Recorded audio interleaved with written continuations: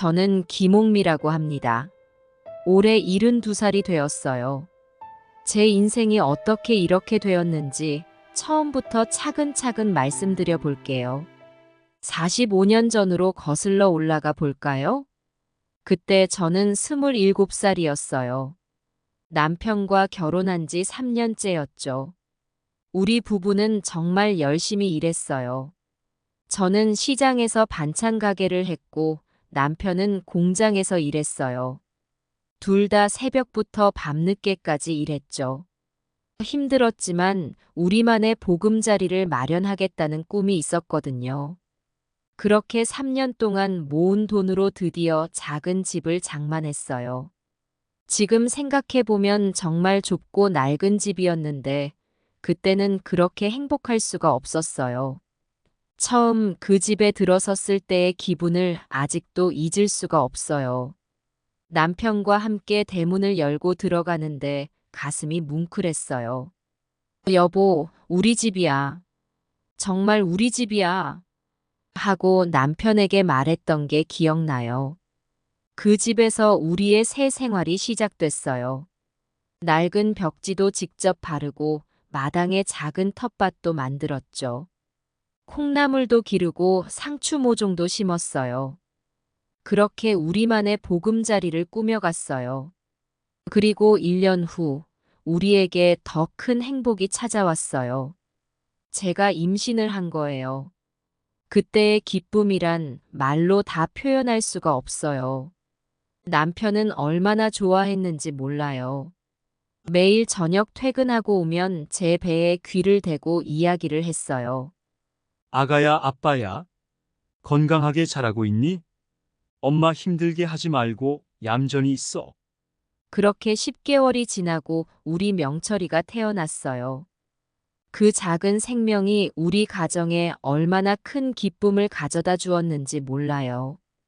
명철이가 첫 울음을 터뜨렸을 때 저와 남편은 눈물을 흘렸어요. 그 작은 손가락, 까무잡잡한 피부, 동그란 눈. 모든 게 그렇게 사랑스러울 수가 없었어요. 명철이를 키우면서 우리 부부의 생활은 완전히 바뀌었어요. 잠 못 자는 밤도 많았고 경제적으로도 빠듯했죠. 하지만 명철이의 웃음 한 번이면 모든 게 괜찮아졌어요. 처음 기어다니기 시작했을 때, 첫 걸음마를 뗐을 때, 처음 엄마라고 불렀을 때, 그 순간들이 우리에겐 무엇과도 바꿀 수 없는 보물이 되었어요. 시간이 흘러 명철이가 학교에 들어갔어요. 그 작은 교복을 입은 모습을 보니 가슴이 벅차올랐어요. 우리 아들이 벌써 이렇게 컸구나 하는 생각에 눈물이 났죠. 명철이는 밝고 활발한 아이였어요. 친구들과 잘 어울리고 선생님들의 사랑도 많이 받았어요. 공부는 그렇게 잘하는 편은 아니었지만 저희는 상관없었어요. 건강하고 바르게 자라는 게 더 중요하다고 생각했거든요. 그렇게 우리 가족은 행복한 시간을 보냈어요. 물론 힘든 일도 있었죠. 남편이 갑자기 큰 병에 걸려 수술을 받기도 했고, 제가 운영하던 반찬 가게가 장사가 안 돼서 문을 닫기도 했어요. 하지만 우리는 서로를 의지하며 그 모든 어려움을 이겨냈어요. 그 과정에서 우리 가족은 더 끈끈해졌죠. 지금 생각해보면 그때가 제 인생에서 가장 행복한 시기가 아니었나 싶어요. 비록 넉넉하진 않았지만 서로 사랑하고 의지하는 가족이 있었으니까요. 그 작은 집에서의 추억들. 명절 때 다 같이 모여 떡국 끓여 먹던 일, 여름밤에 마당에 돗자리 펴고 누워 별 구경하던 일, 명철이 생일 때마다 손수 케이크를 만들어주던 일. 그 모든 순간들이 제겐 너무나 소중해요. 하지만 세월은 참 빠르더라고요. 어느새 명철이는 훌쩍 자라 중학생, 고등학생이 되었고, 그리고 성인이 되어 집을 떠나게 되었죠. 그때부터 우리 가족의 새로운 이야기가 시작된 것 같아요. 앞으로 들려드릴 이야기는 그 후의 일들이에요. 어떤 일들이 있었는지, 그리고 우리 가족이 어떻게 변해갔는지 함께 들어보시겠어요? 이제 우리 명철이가 자라면서 있었던 일들을 말씀드릴게요. 명철이가 중학생이 되었을 때부터 이야기를 시작해 볼까요? 명철이는 중학교에 들어가면서 많이 달라졌어요. 어릴 때는 밝고 활발했는데 사춘기가 오니까 말수가 줄고 무뚝뚝해졌죠. 처음에는 이게 다 정상적인 과정이라고 생각했어요. 하지만 점점 걱정이 되기 시작했죠. 어느 날 명철이의 담임 선생님께서 연락을 주셨어요. 명철이가 요즘 수업 시간에 집중을 못하고 졸아요. 혹시 집에서 무슨 일 있나요? 그 말씀을 듣고 얼마나 놀랐는지 몰라요. 집에서는 늘 방에 틀어박혀 있어서 몰랐거든요. 그날 저녁 명철이와 이야기를 나눠봤어요. 아들, 요즘 학교 생활은 어때? 힘든 거 있니? 명철이가 대답했어요. 별로요. 그냥 학교가 재미없어요. 그 말을 듣고 가슴이 아팠어요. 우리 아들이 학교 생활을 힘들어한다는 게 너무 마음 아팠거든요. 그때부터 남편과 저는 명철이에게 더 관심을 가지려고 노력했어요. 주말마다 함께 시간을 보내고 명철이가 좋아하는 것들을 찾아보려 했죠. 그러다 우연히 명철이가 요리에 관심이 있다는 걸 알게 됐어요. TV에서 요리 프로그램만 나오면 눈을 반짝이며 보더라고요. 그래서 명철이와 함께 요리를 해보기 시작했어요. 처음에는 간단한 김치찌개나 된장찌개부터 시작했죠. 명철이가 칼질하는 모습을 보니 꼭 제가 반찬 가게 할 때 모습 같더라고요. 요리할 때만큼은 정말 행복해 보였어요. 그 모습을 보니 저도 덩달아 행복해졌죠. 하지만 학교에서는 여전히 문제가 있었어요. 성적은 점점 떨어지고 선생님들과 자주 갈등을 일으켰죠. 어느 날은 학교에서 큰 싸움이 났다고 연락이 왔어요. 달려가 보니 명철이가 멍투성이 얼굴로 앉아 있더라고요. 알고 보니 친구를 괴롭히는 아이들과 싸운 거였어요. 그때 명철이가 저에게 말했어요. 엄마, 나 학교 그만두고 요리사 될래요. 그 말을 듣는 순간 머릿속이 하얘졌어요. 우리 아들이 학교를 그만둔다고? 그건 상상도 할 수 없었죠. 남편과 저는 밤새 이야기를 나눴어요. 어떻게 해야 할지, 명철이의 미래는 어떻게 될지. 걱정도 되고 두렵기도 했죠. 하지만 결국 우리는 명철이의 선택을 존중하기로 했어요. 대신 한 가지 조건을 달았죠. 고등학교는 졸업하고 요리의 길을 가라고요. 다행히 명철이도 그 조건을 받아들였어요. 그 후로 명철이는 정말 열심히 살았어요. 학교 공부는 최소한으로 하고 남는 시간은 모두 요리 공부에 썼죠.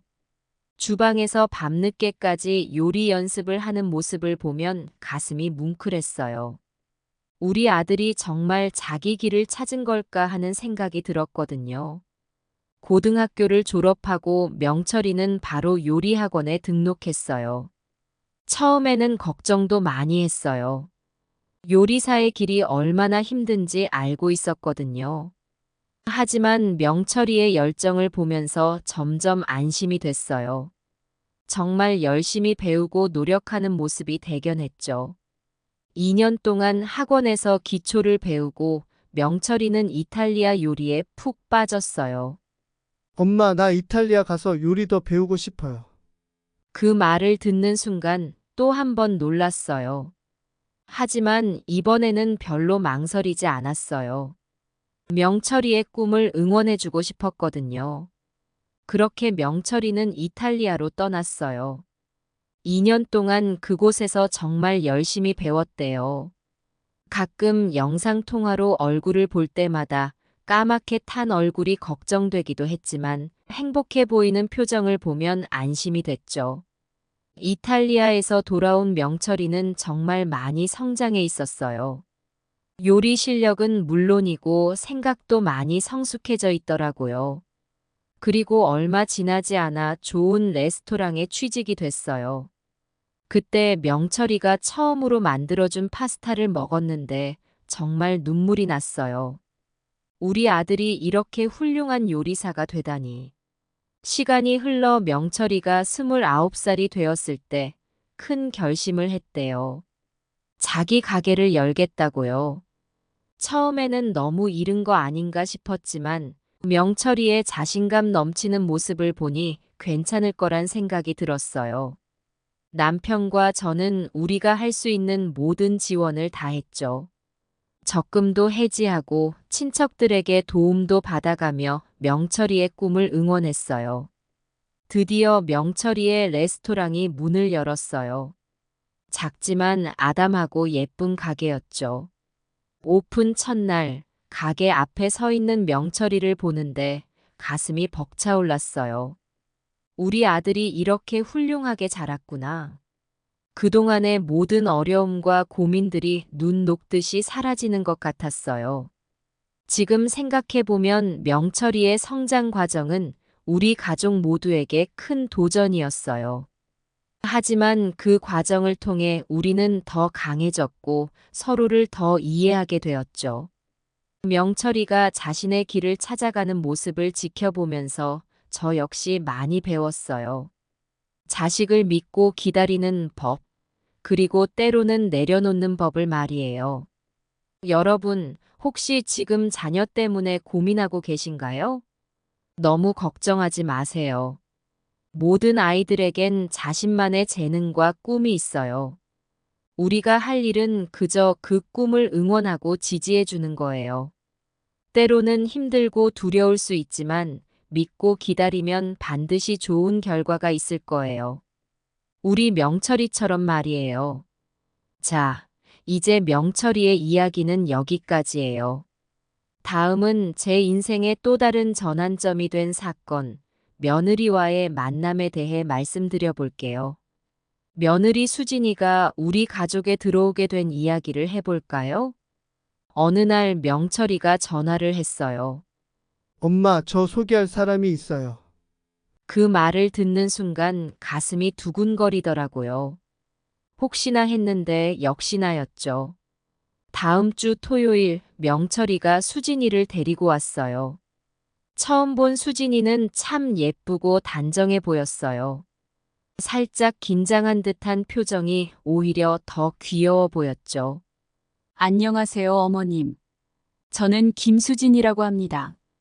조곤조곤한 목소리로 인사하는 모습이 참 마음에 들더라고요. 그날 저녁 우리는 함께 식사를 했어요. 수진이가 가져온 과일 케이크는 정말 맛있었어요. 알고 보니 수진이가 직접 만든 거래요. 제과제빵 학원에 다니고 있다고 하더라고요. 명철이는 요리사, 수진이는 제빵사. 참 잘 어울리는 한 쌍이라는 생각이 들었어요. 식사하면서 이야기를 나눠보니 수진이는 참 똑똑하고 야무진 아이더라고요. 대학에서 경영학을 전공했대요. 하지만 회사 생활이 적성에 안 맞아서 그만두고 제빵을 배우고 있다고 하더라고요. 자기 꿈을 위해 새로운 도전을 하는 모습이 참 대단해 보였어요. 그날 밤 명철이와 수진이가 돌아간 후 남편과 이야기를 나눴어요.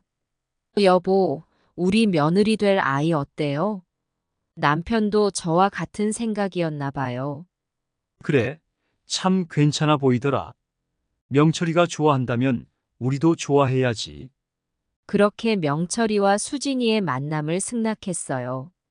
처음에는 모든 게 좋기만 했어요. 주말마다 두 사람이 집에 와서 함께 시간을 보냈죠. 명철이는 요리를 하고 수진이는 디저트를 만들고 그 모습을 보고 있으면 절로 미소가 지어졌어요. 하지만 시간이 지나면서 조금씩 갈등이 생기기 시작했어요. 처음에는 사소한 거였어요. 제가 명절 음식을 준비할 때 수진이에게 도와달라고 했는데 수진이가 거절한 거예요. 어머님, 죄송해요. 제가 요리를 잘 못해서요. 그 말을 듣는 순간 좀 서운하더라고요. 며느리라면 당연히 도와야 하는 거 아닌가. 그런 생각이 들었죠. 또 한 번은 명철이 생일 때 일이 있었어요. 제가 미역국을 끓여놨는데 수진이가 자기가 끓여온 미역국을 내놓는 거예요. 물론 맛은 좋았어요. 하지만 왠지 모르게 제 자리를 빼앗긴 것 같은 느낌이 들더라고요. 그리고 가장 큰 문제는 아이를 가지는 문제였어요. 결혼한 지 2년이 지났는데도 아이 소식이 없었거든요. 저는 점점 조급해졌어요.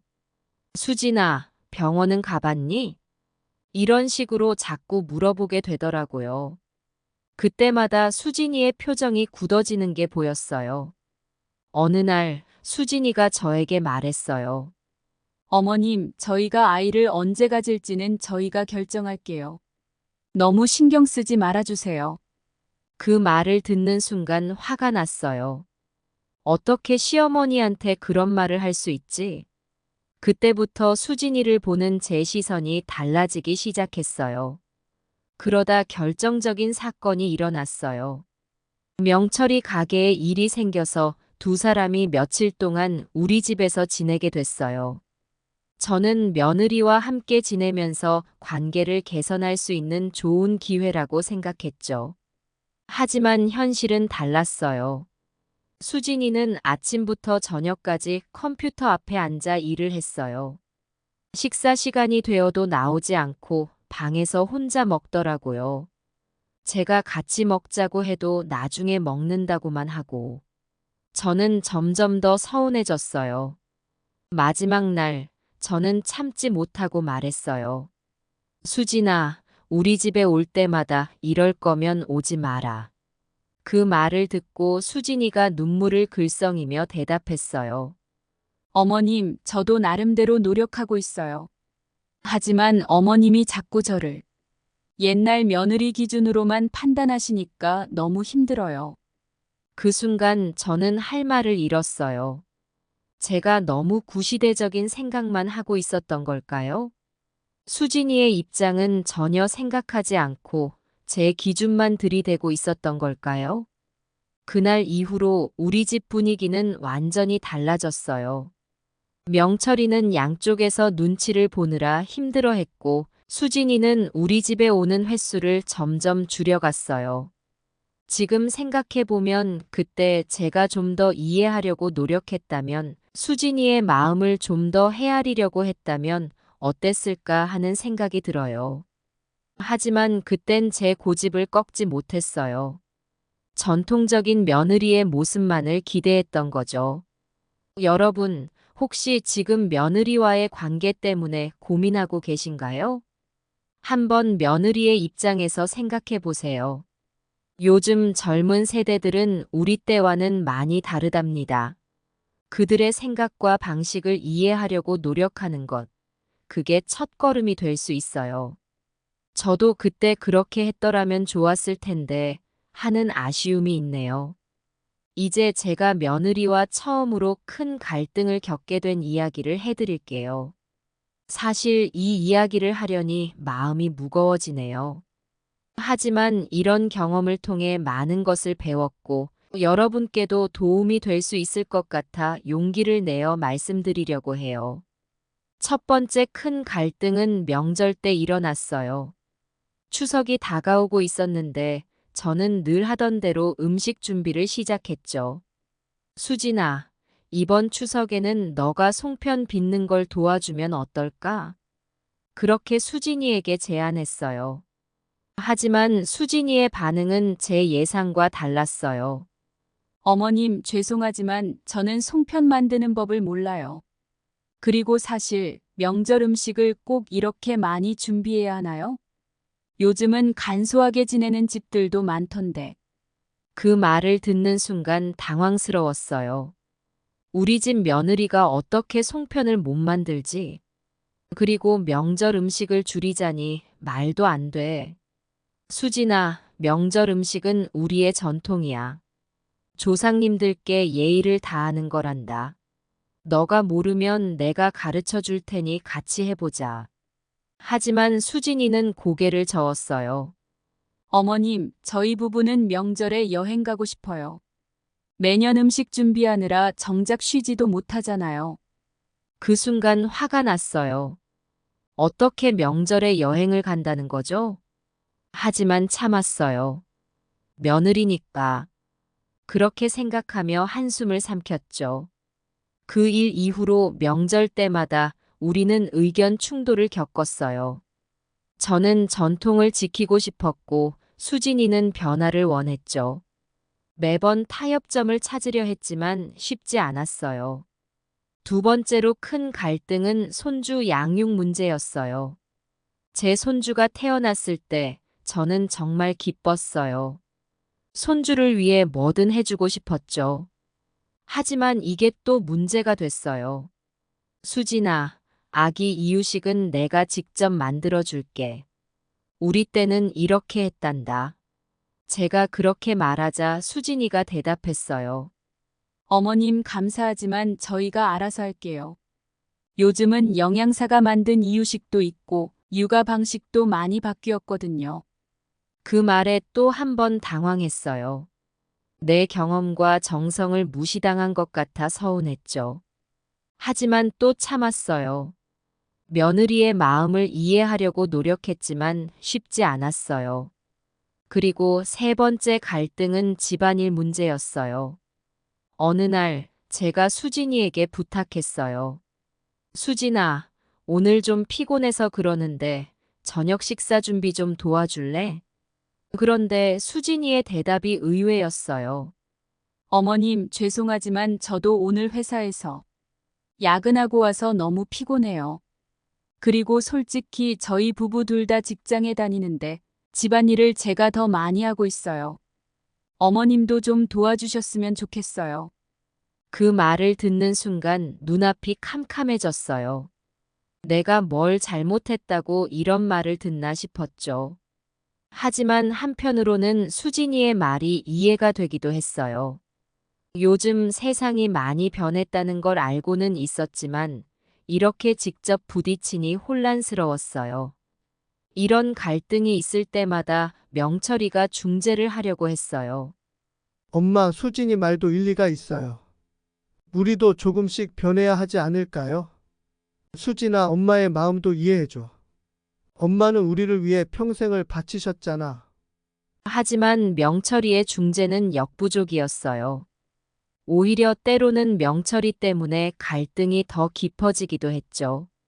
명철이가 어느 한쪽 편을 들 때마다 다른 쪽이 서운해하고, 그렇게 우리 가족의 관계는 점점 더 복잡해져 갔어요. 여러분, 제 이야기를 들으시면서 어떤 생각이 드셨나요? 저는 이 경험을 통해 많은 것을 배웠어요. 세대 간의 차이를 인정하는 것이 얼마나 중요한지, 서로를 이해하려는 노력이 얼마나 필요한지, 그리고 무엇보다 소통의 중요성을 깨달았죠. 지금 생각해보면 제가 조금 더 유연하게 대처했다면, 며느리의 입장을 조금 더 이해하려고 했다면 어땠을까 하는 아쉬움이 남아요. 하지만 그때는 제 방식이 최선이라고 믿었던 거죠. 여러분도 혹시 비슷한 경험이 있으신가요? 가족 간의 갈등, 특히 세대 차이에서 오는 갈등은 누구나 겪을 수 있는 일이에요. 중요한 건 그 갈등을 어떻게 해결해 나가느냐 하는 거죠. 우리 가족에게 정말 큰 위기가 찾아온 이야기를 해드릴게요. 지난 이야기에서 말씀드렸던 갈등들이 점점 깊어지면서 결국 폭발하고 말았거든요.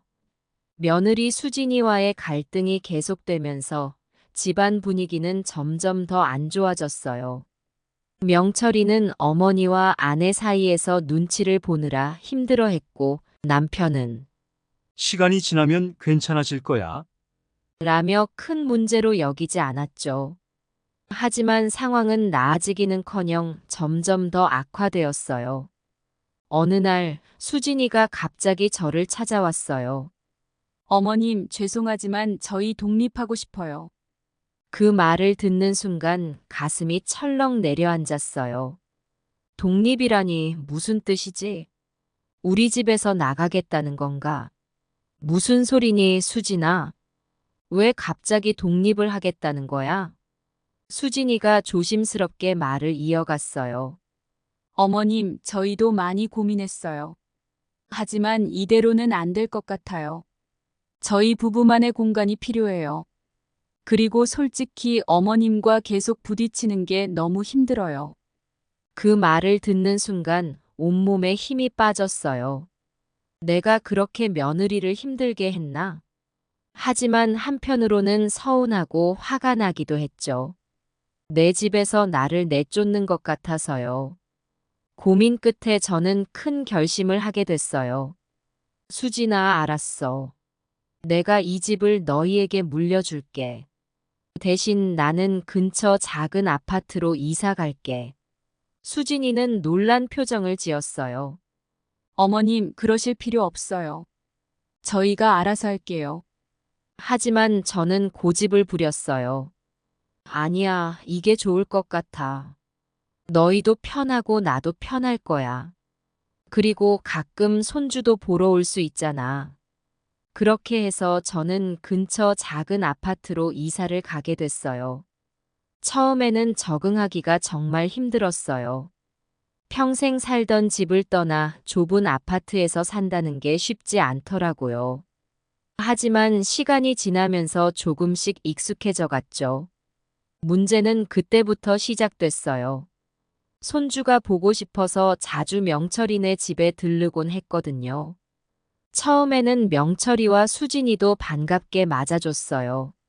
하지만 점점 그들의 표정이 굳어지는 게 보였어요. 어느 날 수진이가 저에게 말했어요. 어머님, 미리 연락 좀 주시고 오세요. 저희도 일정이 있어서요. 그 말을 듣는 순간 서운했어요.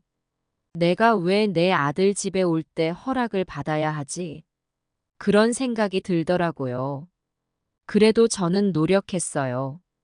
미리 연락도 하고 갈 때마다 음식도 해가고. 하지만 상황은 나아지지 않았어요. 오히려 점점 더 멀어지는 것 같았죠. 한 번은 제가 손주를 데리고 놀이터에 갔다 왔는데 수진이가 화를 냈어요. 어머님, 애 교육은 저희가 하고 싶어요. 어머님 방식대로 하시면 안 돼요. 그 말에 서운함이 폭발했어요. 내가 뭘 그렇게 잘못했다고 그러니? 손주 사랑하는 게 죄야? 그렇게 또 한 번 크게 다퉜죠. 명철이는 또 중재에 나섰지만 이번에도 역부족이었어요. 이런 일들이 반복되면서 저와 수진이 사이의 갈등은 점점 더 깊어졌어요. 제가 자주 찾아가는 것이 수진이에게는 큰 부담이 되었나 봐요. 하지만 저로서는 손주도 보고 싶고 아들 걱정도 되고 그래서 자주 가게 되는 거였는데 그게 오히려 관계를 악화시켰던 거죠. 여러분, 제 이야기를 들으시면서 어떤 생각이 드셨나요?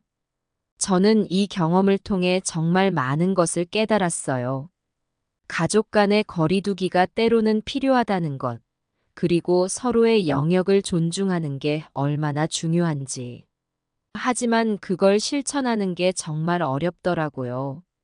지금 생각해보면 제가 조금 더 참았더라면, 조금 더 며느리의 입장에서 생각했더라면 어땠을까 하는 아쉬움이 남아요. 하지만 그때는 제 마음만 앞섰던 것 같아요. 여러분도 혹시 비슷한 경험이 있으신가요? 가족 간의 갈등, 특히 세대 차이에서 오는 갈등은 정말 힘든 것 같아요. 하지만 결국은 서로를 이해하고 존중하는 게 중요하다는 걸 배웠어요. 이런 갈등 속에서 우리 가족은 점점 더 어려운 상황으로 치닫게 되었어요. 그날도 평소와 다름없이 손주가 보고 싶어서 명철이네 집에 갔어요. 미리 연락은 했지만 수진이의 목소리가 좋지 않더라고요. 그래도 손주 얼굴 보고 금방 돌아오면 되겠지 하는 마음으로 갔죠. 사실 이런 일이 벌어질 줄은 꿈에도 몰랐어요. 집에 도착해서 초인종을 눌렀는데 한참 동안 아무도 나오지 않았어요.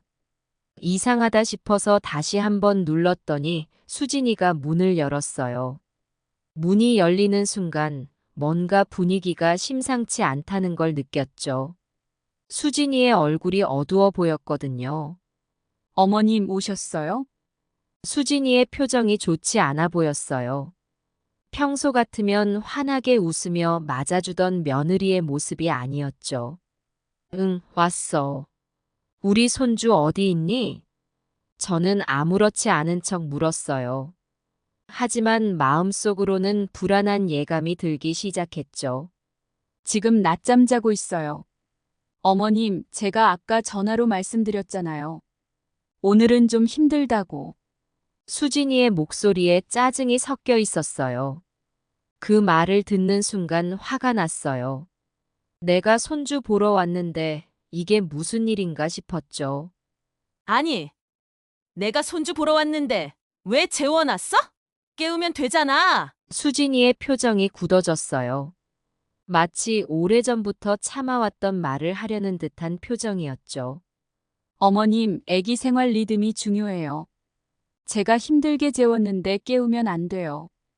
저도 지지 않고 말했죠. 솔직히 말해서 그 순간 저는 며느리의 말을 전혀 이해하려 하지 않았어요. 그저 제 마음대로 하고 싶었을 뿐이었죠. 에이, 무슨 리듬? 할머니가 왔는데 잠깐 깨워서 보여주면 어때서? 그 순간 수진이가 폭발했어요.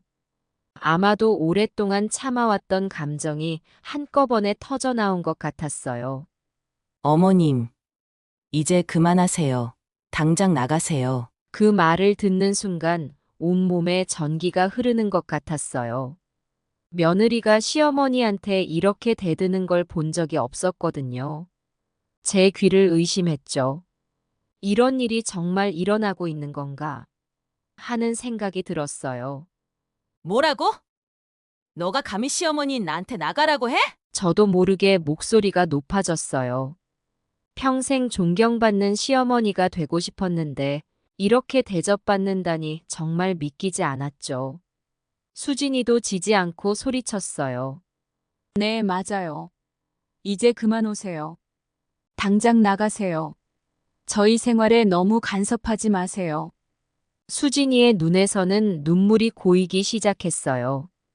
화가 난 건지 슬픈 건지 알 수 없었죠. 그 말을 듣는 순간 정말 머리가 하얘졌어요. 어떻게 이런 일이. 내가 키운 아들의 집에서 쫓겨나다니. 이런 일이 실제로 일어나고 있다니 믿기지 않았어요. 마치 악몽을 꾸고 있는 것 같았죠. 그때 제 입에서 나도 모르게 이런 말이 튀어나왔어요. 이 집은 내 거야. 내가 왜 나가? 솔직히 말해서 그 순간 저는 제가 하는 말의 의미를 제대로 이해하지 못했어요. 그저 화가 나서 튀어나온 말이었죠. 그 말을 듣고 수진이의 표정이 더 험악해졌어요. 뭐라고요? 어머님이 이 집을 저희에게 주셨잖아요. 그런데 아직도 어머님 것이라고요?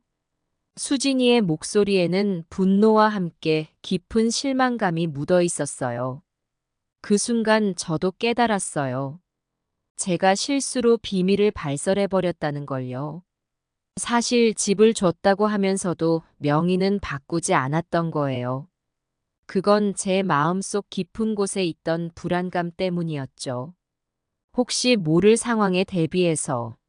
하지만 그걸 말하지 않았던 게 큰 실수였다는 걸 그제서야 알았어요. 그때 명철이가 들어왔어요. 엄마? 수진아? 무슨 일이야? 명철이의 목소리에는 당황스러움과 걱정이 섞여 있었어요. 아마도 거실에서 들려오는 소리를 듣고 뛰어온 것 같았죠. 수진이가 울먹이며 말했어요. 여보, 어머님이 이 집이 아직도 어머님 거래요. 수진이의 목소리는 떨리고 있었어요. 마치 큰 배신감을 느낀 것처럼 들렸죠. 명철이의 표정이 굳어졌어요. 엄마, 그게 무슨 소리예요? 엄마가 이 집을 우리 줬다고 하셨잖아요. 명의 변경은 아직 안 하셨다고 하셨지만 곧 하신다고 했잖아요. 명철이의 목소리에는 혼란스러움과 실망감이 가득했어요. 저는 더욱 화가 나서 소리쳤어요. 그래, 맞아. 이 집은 아직도 내 거야. 내가 언제 너희한테 완전히 줬다고 했니? 명예 변경은 내가 하고 싶을 때 하는 거야. 그 순간 저는 제가 하는 말의 의미를 제대로 이해하지 못했어요. 그저 화가 나서 그리고 제 권리를 지키고 싶어서 그렇게 말했던 거죠. 명철이가 당황한 표정으로 말했어요. 하지만 엄마, 그건 말이 안 되잖아요. 우리가 여기서 살고 있고 엄마가 주신다고 하셨잖아요. 명철이의 목소리에는 깊은 실망감이 묻어 있었어요. 아들의 그런 모습을 보니 마음이 아팠지만 그때는 그걸 인정하고 싶지 않았어요. 살고 있으면 어떠니? 내가 살게 해준 거지. 언제든 마음 바꿀 수 있어. 제 목소리가 점점 더 커졌어요. 이성적으로 생각하면 제가 잘못하고 있다는 걸 알았지만 그 순간에는 그저 제 입장을 고수하고 싶었어요. 수진이가 울면서 말했어요. 어머님, 어떻게 이러실 수 있어요? 저희를 속이신 거예요? 수진이의 눈물을 보니 마음이 아팠지만 그때는 인정하고 싶지 않았어요. 속인 게 아니라 너희가 잘못 알아들은 거야. 내 말을 잘못 알아들은 거라고. 저는 계속해서 소리쳤어요. 사실 제 마음속 깊은 곳에서는 제가 잘못했다는 걸 알고 있었지만 그걸 인정하기가 너무 두려웠어요. 명철이가 화를 내며 말했어요. 엄마, 이건 너무하시는 거 아니에요. 우리를 뭘로 보시는 거예요? 명철이의 목소리에는 분노와 함께 깊은 상처가 느껴졌어요. 뭘로 보냐고? 당연히 내 아들, 며느리로 보고 있지.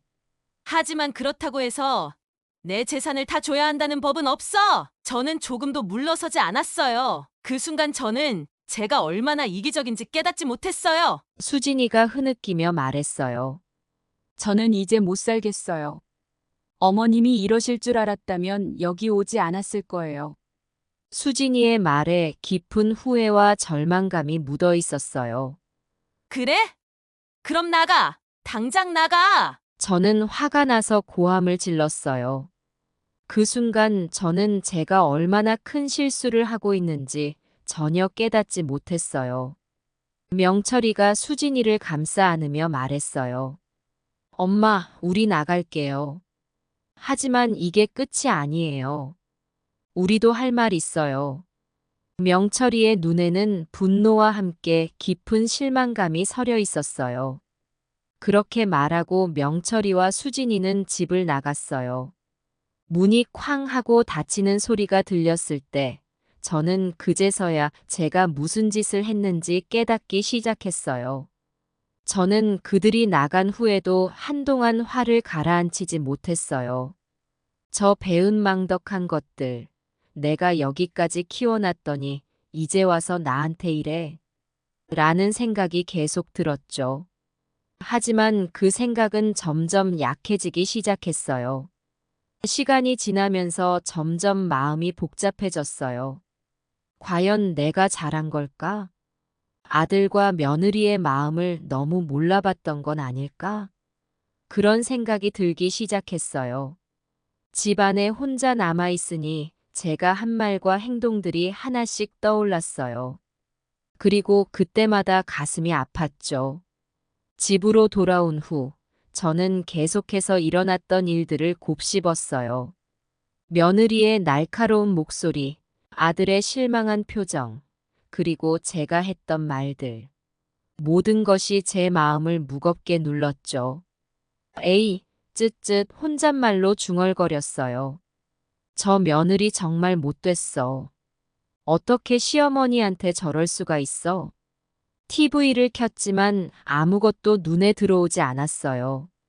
밥을 차렸지만 입맛이 없어 한술도 뜨지 못했죠.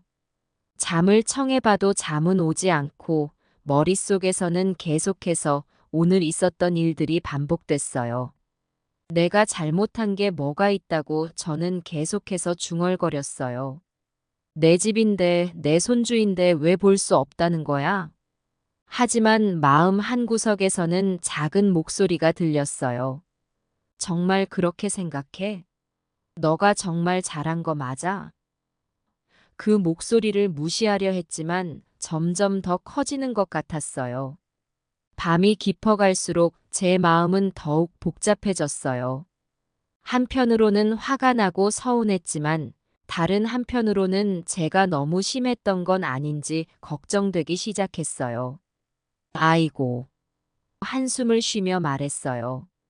이러다 정말 관계가 끊어지는 거 아닐까?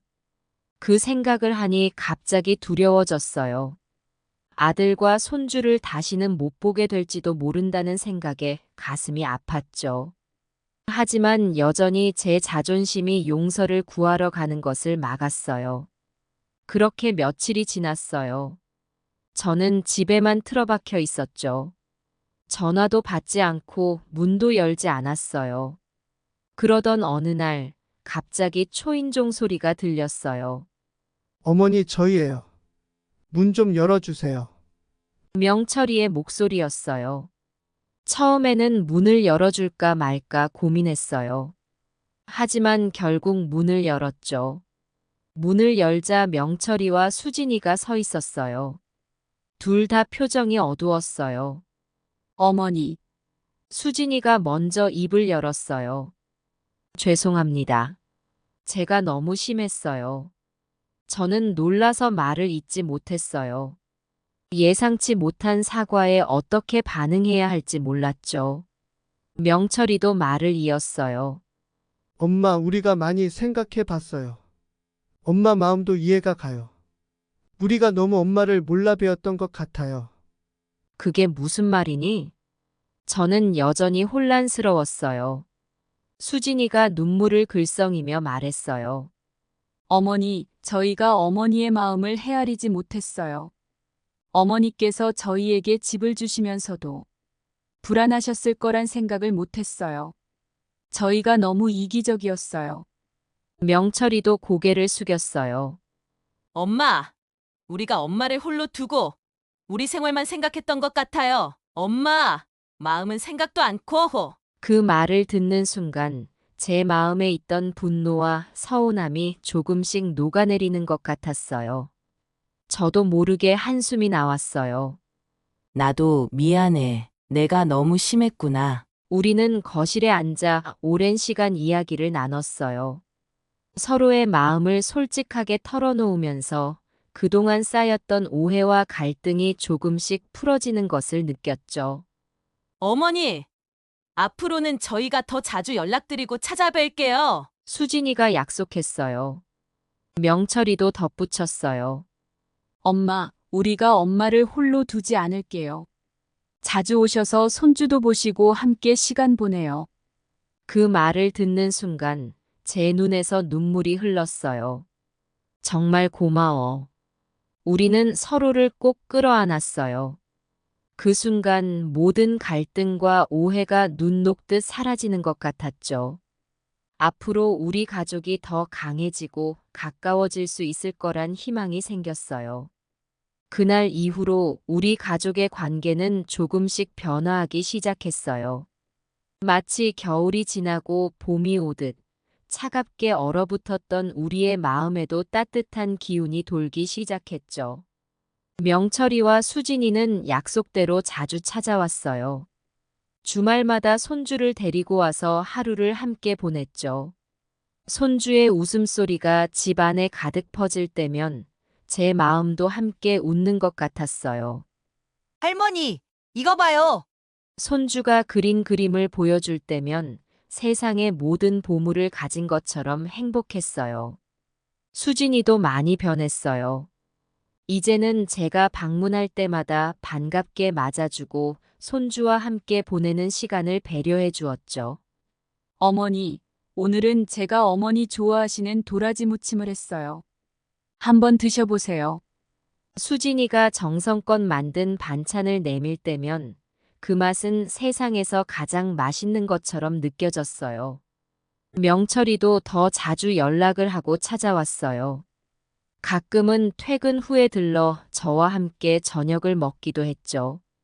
엄마, 오늘은 제가 엄마 좋아하시는 설렁탕을 사왔어요. 같이 먹어요. 명철이의 그런 작은 배려가 제 마음을 따뜻하게 만들었어요. 시간이 흐르면서 저도 많이 변했어요. 이제는 수진이와 명철이의 생활을 존중하려고 노력했죠. 방문할 때는 미리 연락하고 손주를 돌볼 때도 그들의 양육 방식을 따르려고 했어요. 수진아, 오늘 시간 되면 잠깐 들러도 될까? 이렇게 미리 물어보는 게 어색했지만 점차 익숙해져 갔어요. 그러던 어느 날 제가 큰 결심을 했어요. 집 문제를 완전히 정리하기로 한 거죠. 명철아, 수진아, 이리 와봐. 어느 주말 두 사람을 불렀어요. 왜 그러세요, 엄마? 명철이가 물었어요. 이제 정말로 이 집을 너희 앞으로 완전히 돌리려고 해. 등기부 정리도 하고. 제 말에 두 사람의 눈이 커졌어요. 어머니, 수진이의 목소리가 떨렸어요. 괜찮아. 이제 정말 너희 집이 되는 거야. 제 마음은 이상하게도 가벼워졌어요. 명철이가 제 손을 잡았어요. 엄마, 정말 감사해요. 하지만 걱정 마세요. 이 집은 언제나 엄마의 집이기도 해요. 그 말을 듣는 순간 제 눈에서 눈물이 흘렀어요. 마치 오랫동안 지고 있던 무거운 짐을 내려놓은 것 같은 해방감이 느껴졌죠. 이사 준비를 하면서 옛날 물건들을 정리하다 보니 추억이 하나둘 떠올랐어요. 명철이의 어릴 적 사진, 남편과 찍은 사진들. 그 모든 것들이 제 인생의 한 페이지를 장식하고 있었죠. 세월이 참 빠르구나. 사진을 보며 중얼거렸어요. 마치 강물처럼 흘러간 시간 속에서 우리 가족은 많은 것을 겪고 또 이겨냈구나 싶었어요. 이사하는 날 명철이와 수진이 그리고 손주까지 모두 와서 도와주었어요. 새 집으로 들어가는 순간 왠지 모를 설렘이 느껴졌어요. 할머니 새 집이다. 손주가 즐거워하며 뛰어다녔어요. 그래, 우리 같이 예쁘게 꾸미자. 손주의 손을 잡으며 말했어요. 새 집에서의 생활이 시작되었어요. 처음에는 적응하기 힘들었지만 점차 익숙해져 갔죠. 이제는 오히려 이 작은 공간이 더 편하게 느껴졌어요. 명철이와 수진이는 여전히 자주 찾아왔어요. 가끔은 제가 그들의 집에 가기도 했고요. 이제는 서로의 공간을 존중하면서도 가까이 지낼 수 있게 된 것 같았어요. 시간이 흐르면서 저는 많은 것을 깨달았어요. 가족 간의 신뢰와 사랑이 얼마나 중요한지, 그리고 그것을 지키기 위해서는 서로를 이해하고 존중하는 마음이 필요하다는 것을. 인생은 참 묘해. 어느 날 저는 혼잣말로 중얼거렸어요. 우리가 가장 사랑하는 사람들에게 가장 큰 상처를 주기도 하지만 또 그 사람들을 통해 치유되기도 하는 걸. 이제는 주변의 다른 노인분들에게도 조언을 해줄 수 있게 되었어요. 자식을 믿고 내려놓는 게 중요해요. 경로당에서 만난 친구에게 말했어요. 우리가 그들을 믿어줘야 그들도 우리를 믿는 법이에요. 물론 아직도 가끔은 불안한 마음이 들 때가 있어요. 하지만 그럴 때마다 저는 이렇게 생각해요. 사랑하는 사람을 믿는 것, 그게 바로 사랑하는 방법이야. 이제 저는 제 인생의 새로운 장을 써내려가고 있어요. 더 이상 집이나 재산에 얽매이지 않고 가족과의 관계에 집중하고 있죠. 그리고 그 속에서 진정한 행복을 찾아가고 있어요. 할머니, 우리 공원에 가요. 손주가 찾아와 조르면 저는 기쁜 마음으로 따라 나서요. 그래, 가자. 할머니가 맛있는 간식도 싸갈게. 이렇게 대답하면서 제 마음은 봄날의 꽃처럼 활짝 피어나는 것을 느껴요. 이제 저는 알아요. 진정한 부요함은 재산이 아니라 사랑하는 사람들과 함께하는 시간에 있다는 것을. 그리고 그 시간들이 모여 우리의 인생을 아름답게 만든다는 것을. 인생은 강물과 같아. 어느 날 저는 손주에게 말해 주었어요. 때론 거칠고 때론 잔잔하지만 끊임없이 흘러가지. 그 흐름 속에서 우리는 서로를 의지하며 살아가는 거란다. 이렇게 저의 이야기는 새로운 시작을 맞이했어요. 과거의 아픔은 이제 우리를 더 강하게 만든 경험이 되었고, 앞으로의 날들은 희망으로 가득 차 있어요. 매일 아침 일어나면 저는 창밖을 바라봐요. 새로운 하루가 시작되는 것을 보면서 감사의 마음을 가져요. 가족과 함께 할 수 있는 이 순간들이 얼마나 소중한지 깨닫게 되었거든요. 오늘도 좋은 하루가 될 거야. 이렇게 중얼거리며 저는 새로운 하루를 맞이합니다. 이제는 제 나이의 주름살 하나하나가 자랑스러워요. 그것들이 바로 제 삶의 이야기를 담고 있으니까요. 그리고 이 이야기는 아직 끝나지 않았어요. 앞으로도 계속될 우리 가족의 이야기. 그 속에서 저는 더 많은 것을 배우고 성장해 나갈 거예요. 그리고 그 모든 순간을 사랑으로 채워나갈 거예요.